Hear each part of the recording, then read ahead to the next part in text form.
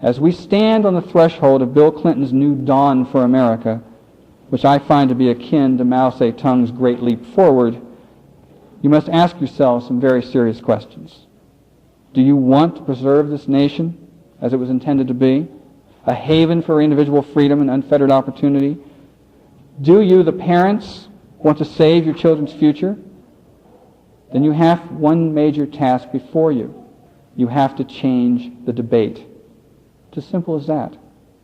We have to change the conversations in the halls of Congress and in the committee rooms. We have to interrupt the very earnest, one-sided discussion about how government can improve education and about what government must do to protect the environment. And we have to change the subject and start Congress and the nation talking about how to get government out of education. And we have to start a new national battle cry, not one net loss of property rights.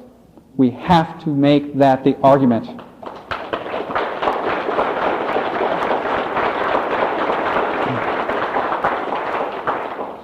Achieve these goals, and the whole radical restructuring agenda will collapse. What they have had us doing is fighting these battles separately. A little battle over here on education, a little battle over here on environment, a little battle over here on the national ID card, on and on and on. And we've got whole movements of activists who are focused on one thing. When I speak to audiences of education activists, as I did yesterday, they know nothing about sustainable development, about the whole radical restructuring, the UN treaties, and so forth. When I speak to an audience of property rights advocates who are fighting for their lives, they know nothing about outcome-based education and the whole school restructuring, school to work. You have to learn the entire agenda, pull it together, and then we can begin to fight them. They have tied you up in individual fights. We have to learn to fight harder and smarter. You see, this is a problem. Our side loves to make phone calls, write a letter, attend a meeting, make a point, and go home. Then we're shocked to learn we lost the fight. We have to learn that the other side never rests. They never stop looking for opportunities to infest us with their poison. We must learn that we are going to have to fight the same battles over and over again. We must learn that a victory must be protected at all times. We must learn that a defeat doesn't have to be permanent. We must resign ourselves to the fact that we must make phone calls until our fingers hurt. We must write letters until the postage bill becomes a permanent part of the family budget, and I know probably most of you that's already true. We must stand our grounds for our principles and never stop voicing our agenda, no matter how tired we get. We must never back off our demands to abolish the Department of Education. Republicans keep promising, have been promising to do that since Ronald Reagan, but they keep finding ways to forget that promise. And who do you think is driving the education restructuring agenda? The Department of Education. We must not stop demanding that the United States get out of the United Nations.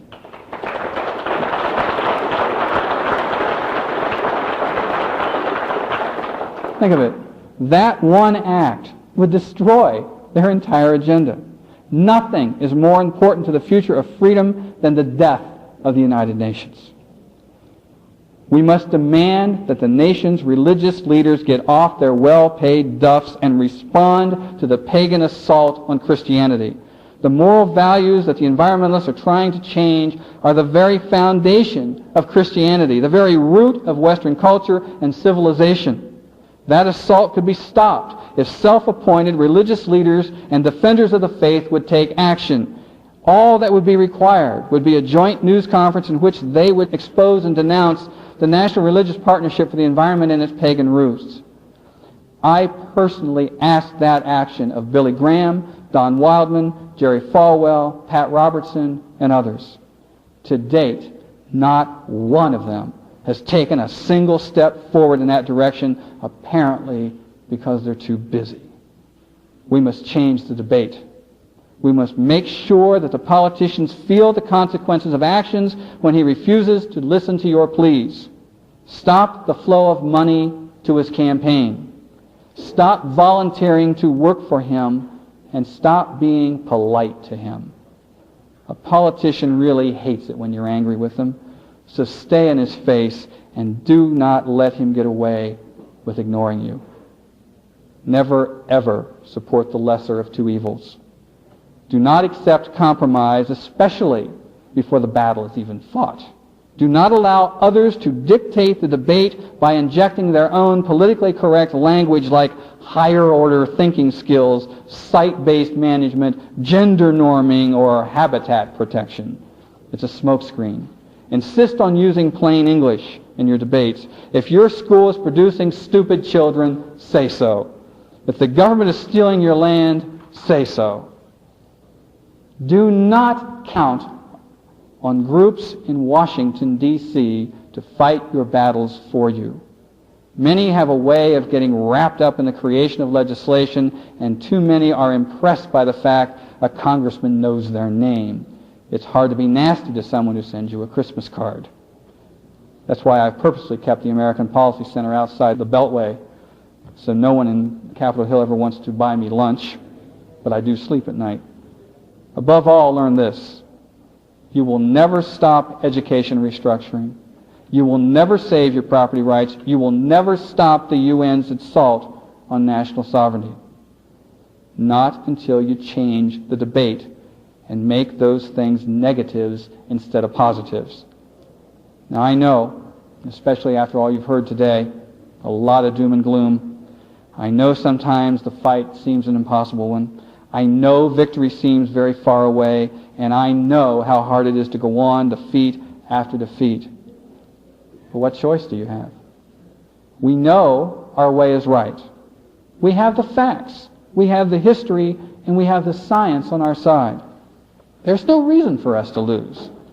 Do not allow them to win by default. But we do have reason to be optimistic. I'm the Pollyanna of the movement. Because you see, every time a mom finds her child to be a victim of education reform, every time she takes those few minutes to check out the situation, that mom finds herself unknowingly headed down a road of no return, right into our camp of freedom fighters. And the same is true for a property rights owner who has lost his land to a wetlands regulation, or a timberman who has lost his job to the spotted owl. So lift up your head and know our forces are growing.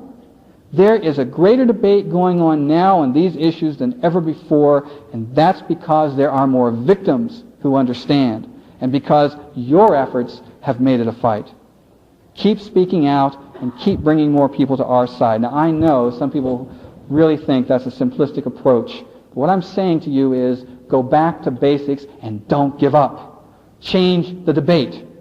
Thugs like Dave Foreman, the Sierra Club, the National Education Association, and those temporary occupants of the White House cannot steal your property, our children, or our dreams if we arm ourselves with the knowledge of what sustainable development is and what the education restructuring agenda is. Once you know that agenda, once you understand the language, you will be able to zero in on them every time they say it openly in perfect English if you understand the code. Don't fear them. Don't despair. You will find that their whole line of defense is just a cardboard facade of lies. Overrun it with the truth. Together, if we stand vigilant, if we speak the truth, if we don't try to hide it in some hidden or politically correct doublespeak, if we stand for our principles because they are right, together we can and we will take America back. Thank you.